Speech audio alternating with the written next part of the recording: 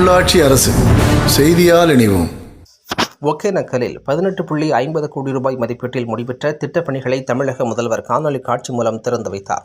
தருமபுரி மாவட்டம் ஒகேனக்கலில் தமிழக அரசு சுற்றுலாத்துறை சார்பில் 18.50 கோடி ரூபாய் மதிப்பீட்டில் பல்வேறு திட்டப்பணிகளுக்கு கட்டுமான பணிகள் முடிவு பெற்ற நிலையில் இன்று தமிழக முதல்வர் காணொலி காட்சி மூலம் தொடங்கி வைத்தார்.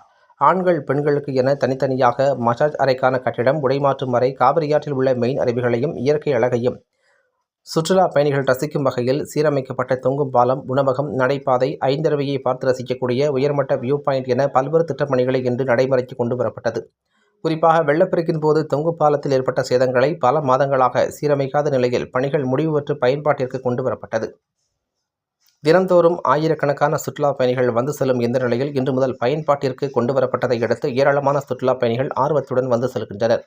ஒகேனக்கலில் நடைபெற்ற இந்த நிகழ்ச்சியில் மாவட்ட ஆட்சியர் சாந்தி, நாடாளுமன்ற உறுப்பினர் மணி, சட்டமன்ற உறுப்பினர் JK மணி, சுற்றுலாத்துறை அலுவலர்கள், பொதுமக்கள் என பலர் கலந்து கொண்டனர்.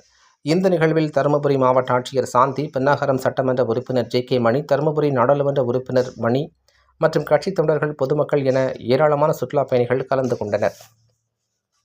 சுற்றுலா தலங்களில் சுற்றுச்சூழலை பாதுகாக்கும் வகையில் மீண்டும் துணிப்பை பயன்படுத்தும் நோக்கில் 10 ரூபாய் செலுத்தி துணிப்பை வழங்கும் எந்திரத்தை மாவட்ட ஆட்சியர் சாந்தி தொடங்கி வைத்தார்.